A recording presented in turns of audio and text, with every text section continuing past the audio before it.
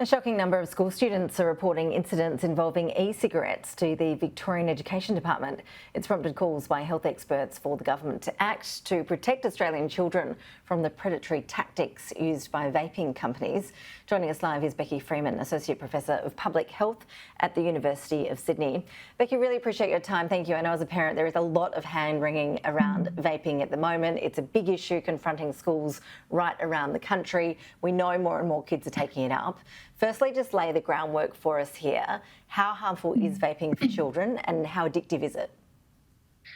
Vaping is absolutely not safe for children. The only things children should be taking into their lungs is clean, fresh air.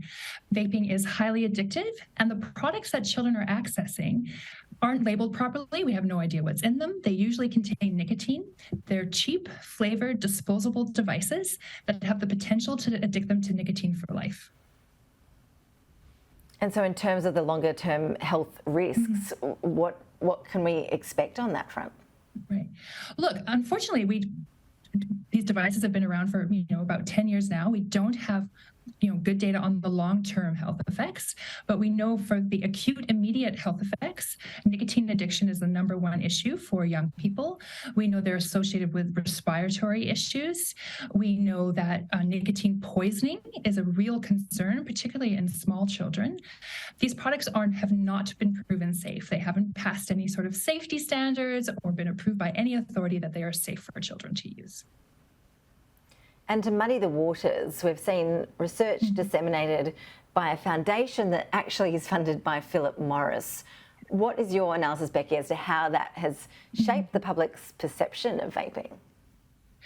Look, it's funny to me because I've been working in this field for 20 years now, and I've seen the tobacco industry try and reinvent itself multiple times. This is a standard practice of theirs. They'll funnel money through a supposedly independent organization that then funds questionable research with questionable methodology that proves the industry's position on things. The science is largely proved to be utter garbage that is purely PR campaigns for the industry. And then on top of that, they try and hide the fact that they're funneling this money, that they're funding this research, and they don't disclose where it's coming from.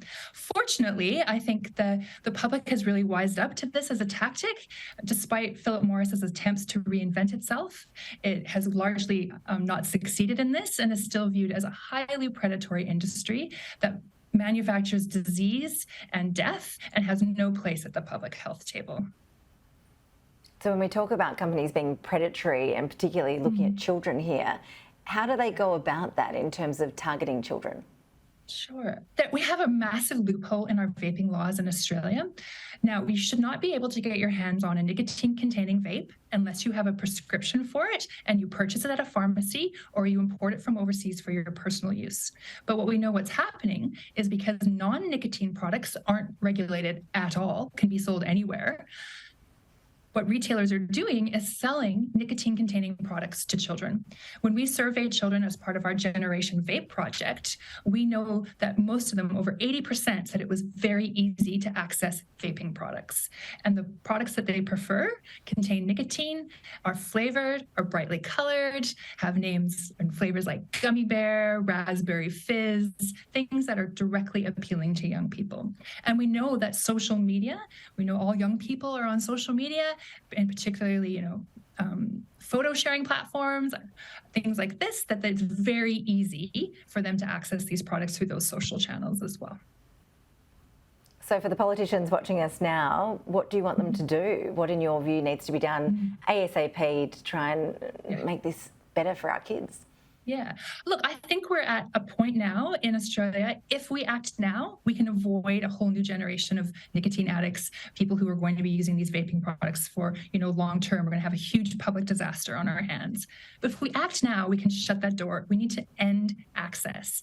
And that means closing this ridiculous non-nicotine loophole, which allows retailers to pretend to sell safe products. Shut that down, make it so that only vaping products can come into Australia if they are bound for a pharmacy or for someone who has a prescription. We just need to end access of these products for young people.